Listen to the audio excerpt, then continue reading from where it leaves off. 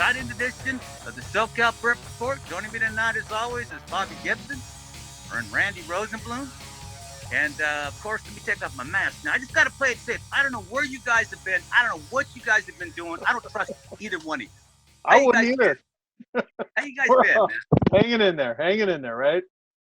Great. I'm just trying to stay healthy, Rich, like everyone else, doing a lot of walking, trying to eat right, and just take each day as it comes. They're very interesting times we're in right now. Yeah, be glad you have those days. Joining us shortly tonight on the show is going to be Dan Davidson, the head coach over at Western High School. Dan knows a little bit about football. Of course, there's Dan. He's forgotten more about football, as Bobby Knight would say, than all of us put together ever knew. And we're going to talk with Dan a little bit about what's been going on. But, fellas, let's catch up real quick with this virus business. You know, of course, we haven't been working together in a while.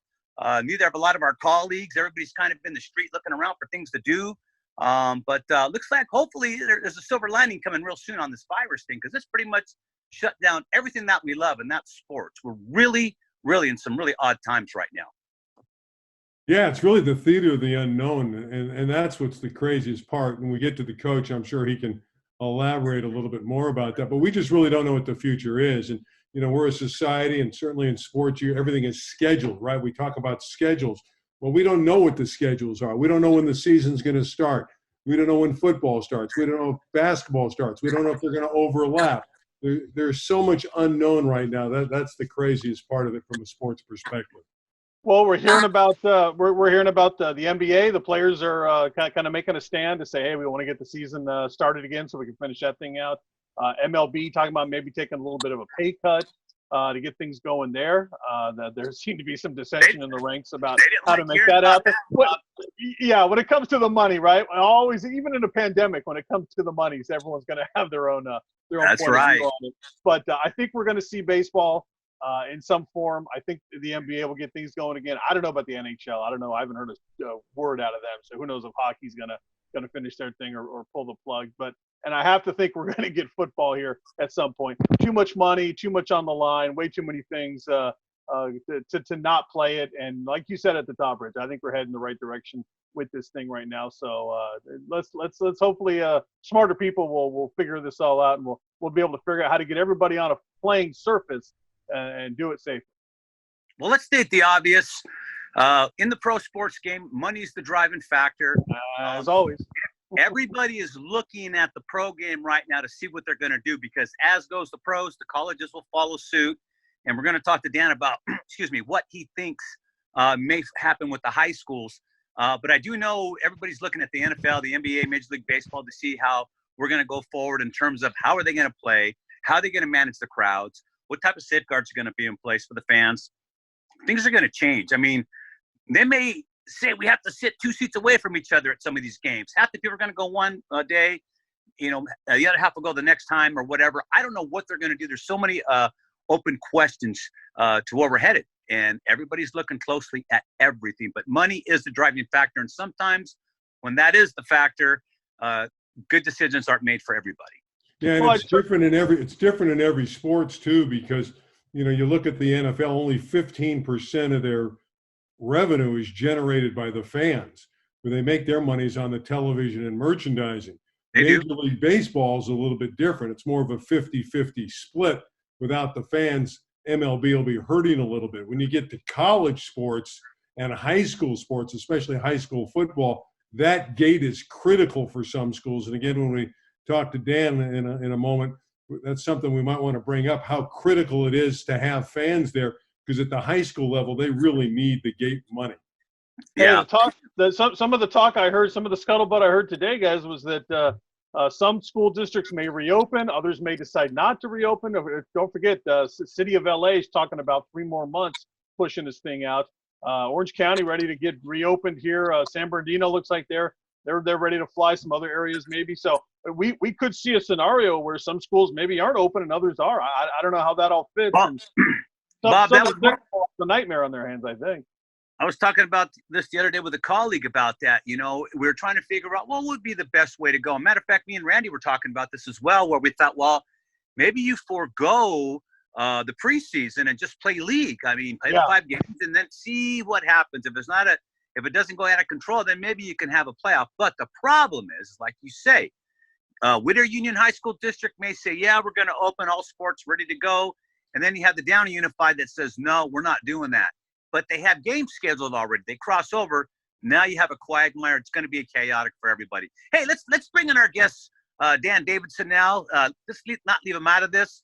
I'm sure Dan's biting his tongue, and he has a lot of insight. Dan, thanks for joining us tonight. I really appreciate your time. Always a pleasure to be a part of you guys. Dan Davidson is the head coach at Western High School. Just 2 years ago, man, he had the nation's leading passer, which, Coach, that's really impressive. I don't care who you are, where you're playing. When you can have the best passer in the country, it's not just about him. It's a team effort. Somebody's got to keep those guys at least 3 seconds off the quarterback so we could toss downfield to his boys. Yeah, we had a great team. Yes, it wasn't Anthony. It was our line. We only gave up 8 sacks that entire year. I think God, 8? 8 for the entire season, which was 15 games, by the way. And, wow. And not only that, I think Anthony's timing of getting rid of the ball. Obviously, we had good guys on the outside, but it's a team thing. We represented the game the right way. I was very honored to lead the nation, of course, but none of those yards came in the second half when we were winning big, and I'm really proud of that. Yeah, Coach, I want to ask you, as we were talking about earlier, about, what's going on right now. How are you approaching this situation? Normally you have your kids in spring. You'd be getting ready for graduation. You'd just be wrapping up spring right now. Graduation will be coming. And you have summer ball. What's the game plan going forward as you know it? Well, currently right now we do a lot of Zoom meetings. So I'm really good at this right now. So we're meeting the kids. We're sending out workouts. We're sending out playbooks. We meet individuals things. So we're trying to do the best we can without having the kids in front of us. And for, right on. Yeah, and for our students, they need that. They need that interaction. They miss it too. They miss being around their peers. Coach, how long do you need to get your football team prepared for a regular season? I think the quickest is 3 or 4 weeks. Probably need somewhere in the neighborhood of 6 to 8 weeks.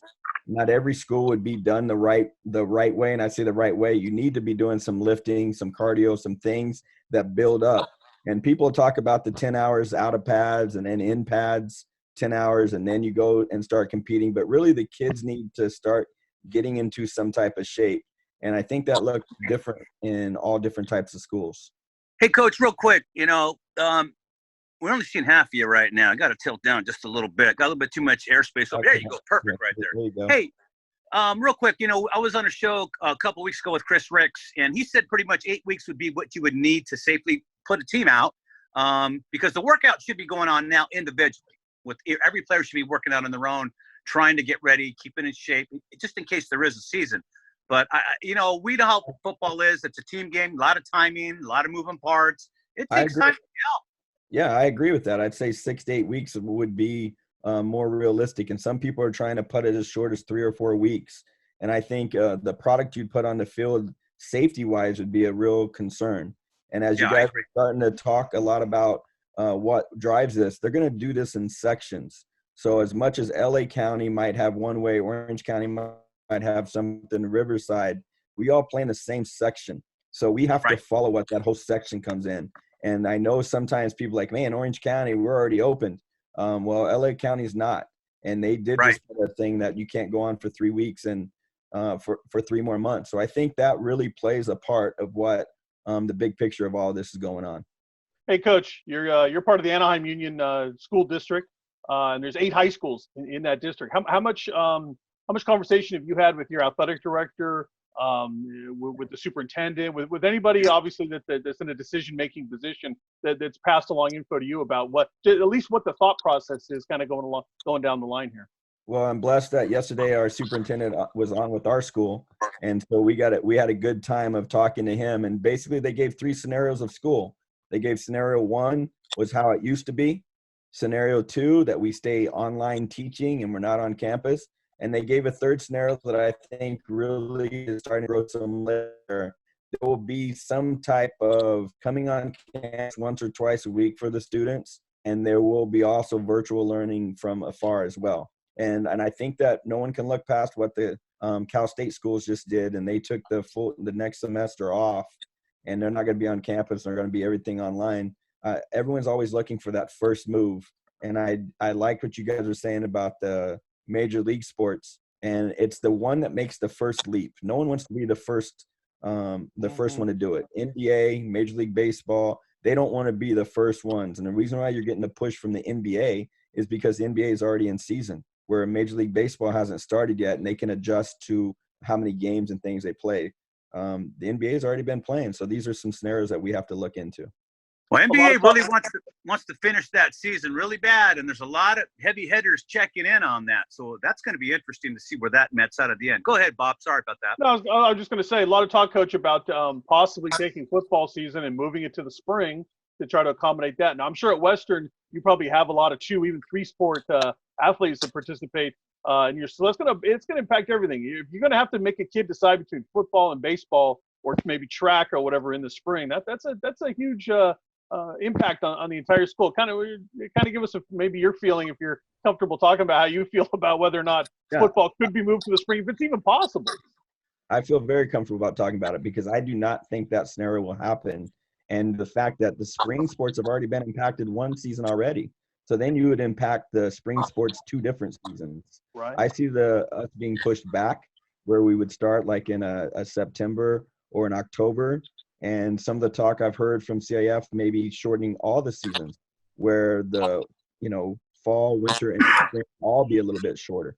And so I know that's been growing some legs. And I know there's talk about just doing a league season and all those things.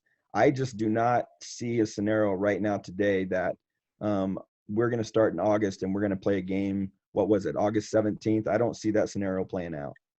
Coach, I want to speak to the psychology and where your kids' heads are right now. It's tough for everyone sheltering in place. It's a difficult time for everybody. Their lives have been disrupted, and you have to oversee a lot of kids. How do you cover that? How do you find these kids, and how do you know where they are psychologically in their life? Well, first off and foremost, we started with faith and love, and we talk to our kids every day about where they should be, what they're trying to do, and we really concentrate about being good people on a daily basis, and not only in football but in life. And I think that parallels into exactly what you're talking about. I really do. And psychologically, I think if you take the approach that this is all about just football, I think you're going to be setting the game back of football. If you take it about the well-being of protecting the kids and doing the right thing for the kids, I think our approach, whether it's football, basketball, baseball, whatever it is, if you take that approach of being a little more safe, you have a lot better chance of being successful. It's going to be tough, man. I'm telling you right now, to bring everybody back. I mean, in the best case scenario, we're all looking forward to it. We all want this to happen, Coach. We're not rooting against it. It's just, like you said, they got to come back safely. We're dealing with a lot of young people, and, it's kind of up to you guys, meaning the district, the staff, and as a coach, to protect them, And this is uncharted territory. There's no playbook, man.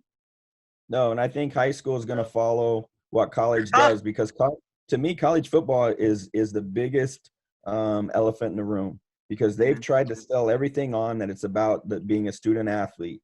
And the fact of the matter is, we were talking about our campus. I thought Randy brought up something earlier. We need gate money, and our high school needs gate money. There's no question about it. But can you imagine college? How does a college run without any of the situation of playing college football?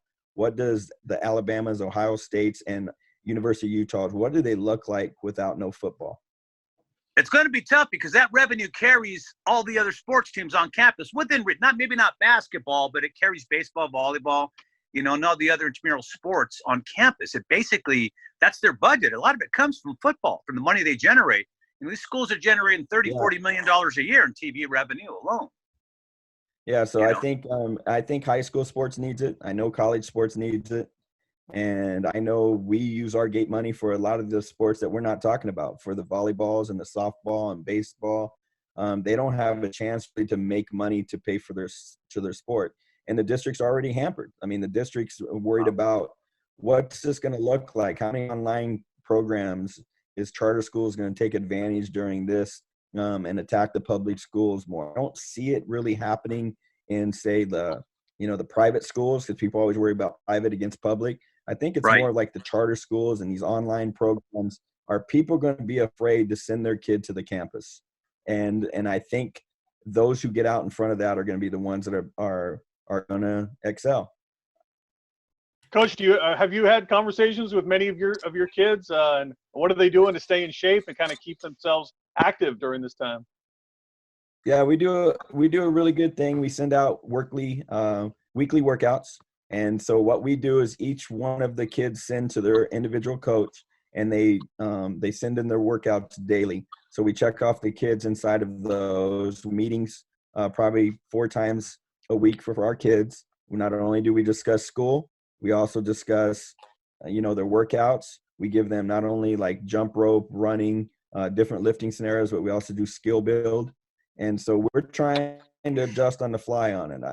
I'm not saying we're prepared by no means, but I do feel very comfortable that we have our offense and defensive scheme in.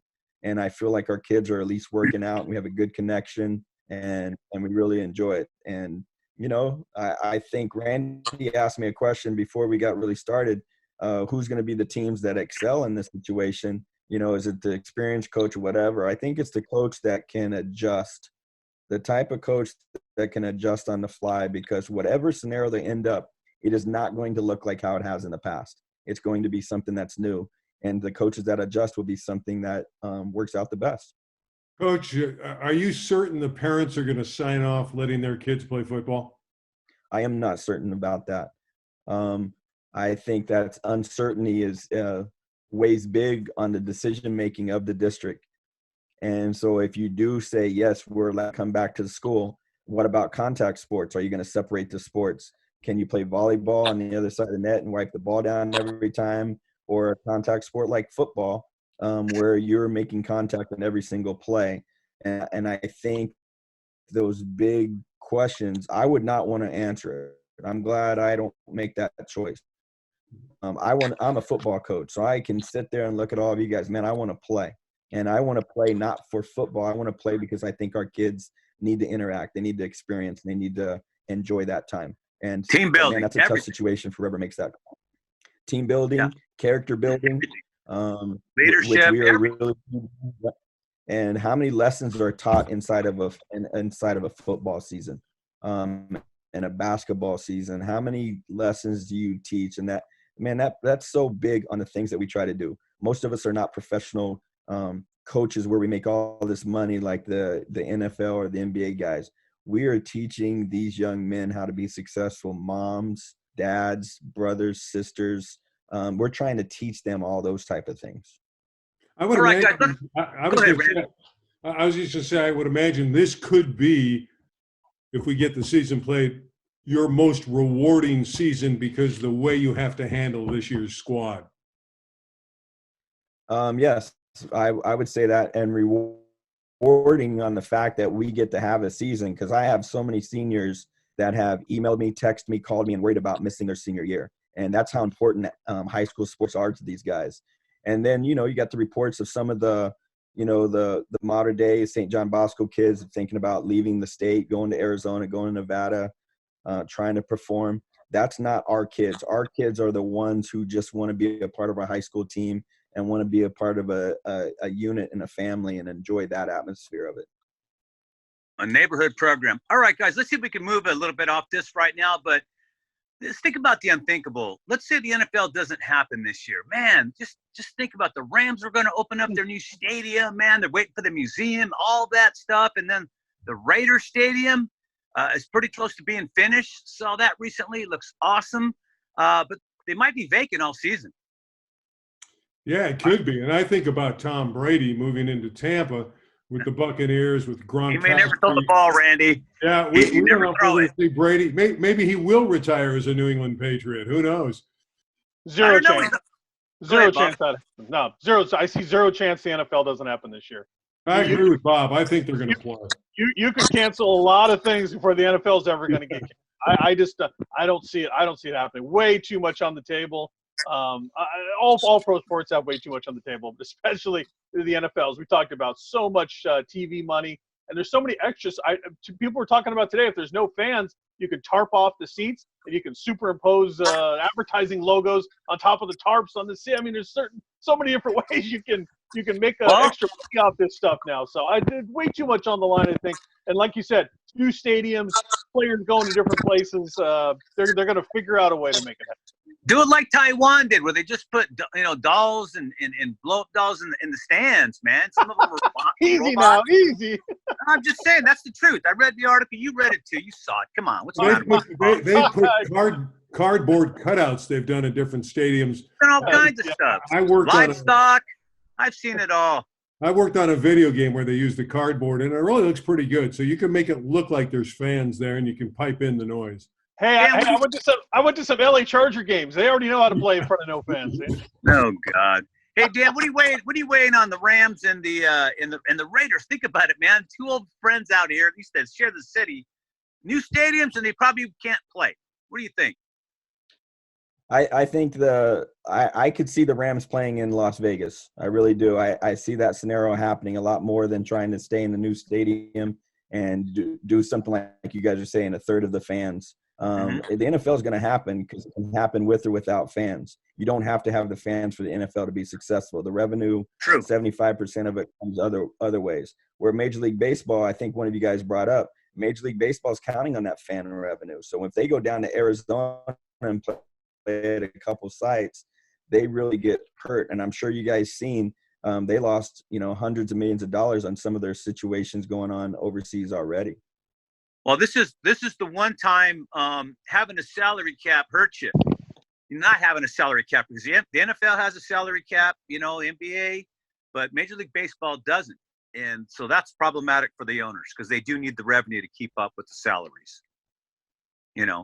All right, so moving on. Those meetings are going on, right? It's all going to be money-based. Now, the NBA, again, we talked earlier. You guys think there's going to be an NBA Finals this year? You think they're going to do that? I do. My guess is yes. You have a lot of veterans in that league really pushing the envelope, a LeBron James, a Chris Paul, to keep it going. They're near the end of their career, and they want to try to get a championship, especially LeBron, and LeBron's really the ringleader. So I think they're going to try to go. If we don't have too many setbacks with the virus, I think you'll see NBA basketball.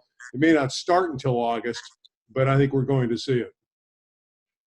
I agree with you, and I think the top teams in the league, the Milwaukee Bucks, are worried about would they keep their team together. Obviously, the Lakers are getting a little bit older. The Clippers have their best team in a while, but it's also a team that could be broken up. So when the top of the top teams in the league could be broken up without a season, the NBA is going to play. I don't know if you guys have done it or not. Going to Las Vegas in the summertime and have that double arena going on, you could put teams in there in different – it's so much fun. Great atmosphere. You keep fans away. I could see it definitely growing legs on that. Interesting. I agree. I want to see a scenario where there's a tournament, like an NCAA style tournament for the NBA championship. I want to see that happen, right? Are you serious? One and done? Yes. It's never going to happen. Come on. You're not going to play all those games just to lose. That's not traditional. They're not going to throw that out the window. I like it, though. It's a big moneymaker. One game, Bob. Yeah, I don't think serious. It would be fun, though. What do you say, Dan? Dan cut out? No, it is not. That is not a possibility. I could see them open up, playing a few. Yeah, I've seen a few games start off, but other than that, they're going to play it. They're going to play a series.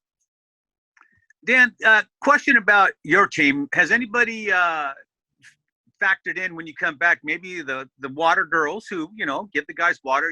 It's a rough game, and you do get dehydrated out there, but maybe they'll have like a disinfectant person out there of some type, just, kind of wiping the guys down a little bit, their hands or arms or something. I mean, is that too far-fetched to think about? See, I see that stuff happening way more like in baseball, volleyball, and sports like that. In football, we're all making contact. Yeah, you can't avoid it. We all teach 11 guys. Yeah. I just don't see that scenario happening, and that's what scares me most about my sport. Yeah, it's a tough one, man. These questions are coming in from Larry, man. He says, we're going to have anybody have a disinfectant person, like a water girl. So that's why we brought up. It's a good idea, though. It's something to think about, but you're right.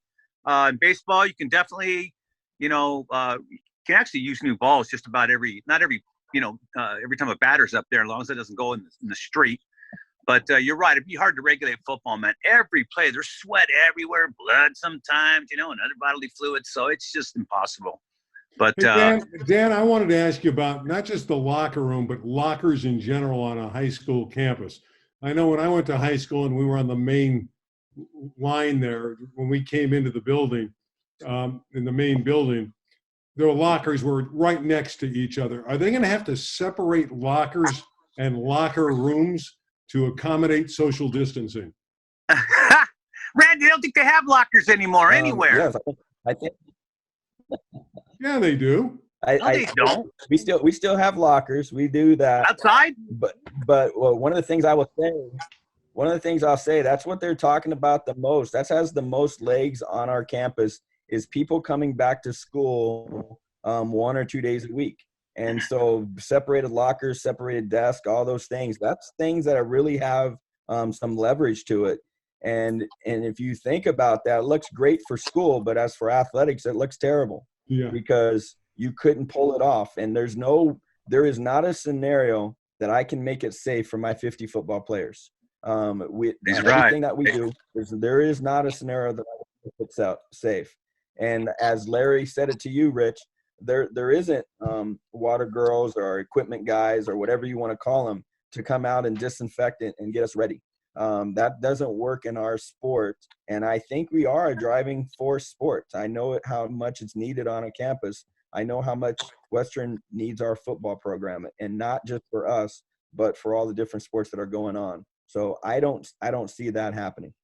Thank you for saying it, Coach, because to me, there's no scenario where you can guarantee everybody's safety. I was in a Twitter thread earlier this afternoon, and people were talking about, oh, you can't guarantee the kid's safety. I said, give me a scenario where you can, even before all this happened. Give me any scenario where you can guarantee everybody's safety. You can't, Bob. Exactly my point.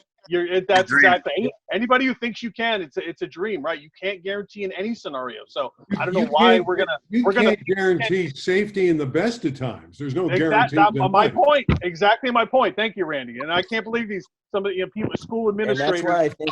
Well, you can't guarantee anything. Well, you can't guarantee anything anytime. So you got to throw that out the window. If you say so, Bob, there's a lot of things that are guaranteed. Haven't you read some of these commercials on TV? Taxes are guaranteed. And taxes, my brother. Hey, listen, guys, that's it, man. We're out of time today. I'm getting the wrap up already. And like to thank you for joining us. That's Dan Davidson from Western High School, everybody joining us today. And on behalf of Bob Gibson, Randy Rosenbaum, Mom Rich Estrella, we're all saying so long here from your friends here at the SoCal Prep Report. We'll be back during this COVID virus. Coach, thanks again. Coach Davidson, everybody. Coach Davidson. Coach.